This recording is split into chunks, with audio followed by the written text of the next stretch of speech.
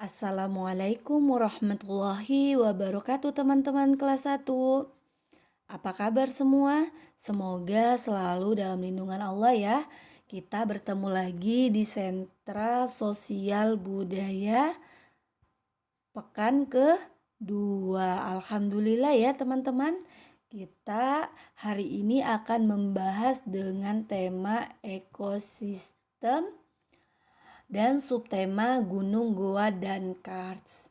Nah, teman-teman ada yang tahu apa ya gunung itu? Nah, baik Ibu akan beritahu ya. Nah, ini adalah salah satu contoh gambar gunung. Nah, gunung adalah bagian dari permukaan bumi yang menjulang lebih tinggi dibandingkan dengan daerah sekitarnya ya. Nah, ternyata gunung itu lebih tinggi daripada rumah, gunung lebih tinggi daripada pohon. Gunung itu lebih tinggi daripada manusia ya. Nah, ternyata gunung itu sangat tinggi. Nah, tidak hanya itu saja teman-teman, ternyata gunung juga memiliki ciri-ciri. Nah, ada yang tahu ciri-ciri gunung? Nah, baik Ibu akan beritahu ya. Yang pertama, gunung memiliki ciri-ciri ketinggiannya rata-rata di atas 600 meter. Nah, kemudian lebih tinggi dari bukit. Kemudian cenderung curam. Kemudian membentuk kerucut. Kemudian memiliki puncak. Masya Allah ya, ciri-ciri gunung sendiri itu banyak sekali ya teman-teman. Kemudian semakin ke puncak, suhu semakin rendah. Nah, seperti itu ya teman-teman ciri-ciri gunung. Ternyata gunung tidak hanya memiliki ciri-ciri, akan tetapi gunung juga memiliki manfaat. Ada yang tahu apa ya manfaat gunung? Iya, benar.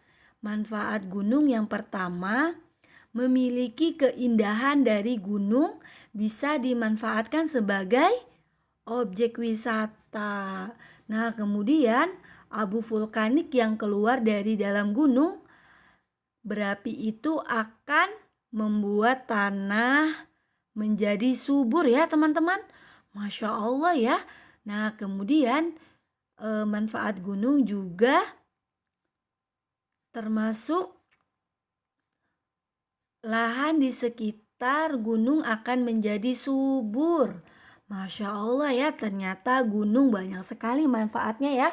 Bisa membuat tanah menjadi subur. Nah, seperti itu teman-teman semua. Nah, kemudian gunung juga terdapat di Kalimantan. Ada yang tahu nama-nama gunung yang terdapat di Kalimantan? Nah, baik Ibu akan beritahu ya. Yang pertama di sini ada Gunung Asing. Masya Allah ya, gunung asing terdapat di Kalimantan Tengah dan Kalimantan Barat. Kemudian ada Gunung Bawang.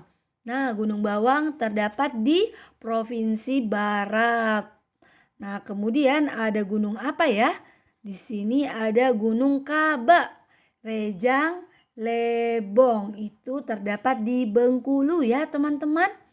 Masya Allah ya, ternyata manfaat gunung, ciri-ciri gunung dan gunung terdapat di Indonesia juga ada ya. Nah, semoga apa yang Ibu sampaikan teman-teman dapat mengerti ya. Nah, kemudian kita beranjak ke ekosistem goa. Ada yang tahu apa sih ekosistem goa itu? Nah, baik Ibu akan beritahu ya teman-teman. Nah, kita dapat melihat contoh goa. Seperti itu ya, salah satu contoh goanya ya teman-teman. Nah, ternyata goa adalah sebuah lubang alami di tanah yang cukup besar dan dalam. Nah, atau juga bisa disebut dengan beberapa bagian di dalamnya tidak menerima cahaya matahari ya. Nah, seperti itu teman-teman pengertian goa. Nah, ternyata goa juga memiliki ciri ya. Ada yang tahu ciri-ciri goa? Baik, Ibu akan beritahu ya teman-teman. Yang pertama, memiliki batas-batas yang jelas. Kemudian, ruang yang tertutup. Kemudian, kegelapan. Nah, ternyata di dalam goa itu gelap ya, teman-teman. Seperti itu ya. Nah, kemudian goa juga memiliki manfaat. Ada yang tahu manfaat goa apa saja? Baik, Ibu akan beritahu ya. Nah, di sini kita dapat melihat yang pertama, manfaat goa, daya tarik wisata budaya ya. Nah, kemudian juga terdapat kelembapan. Kemudian aliran udara yang stabil ya, teman-teman. Nah, seperti itu ya ciri dan manfaat goa. Nah, ternyata goa juga terdapat di Indonesia ya, teman-teman. Goa apa ya yang terdapat di Indonesia? Nah, yang pertama di sini ada Goa Biru. Nah, ini goa yang sangat terkenal di Kalimantan Timur yang bernama Goa Biru di Maratua, Kepulauan Derawan ya. Nah, pastinya teman-teman sudah ada yang pernah ke Maratua atau ke Pulau Derawan.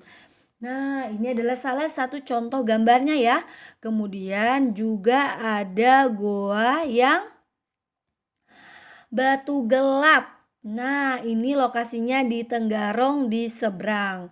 Nah, ini terdapat di Kabupaten Kutai, Kartanegara ya. Nah, ini adalah salah satu contoh gambarnya ya, teman-teman.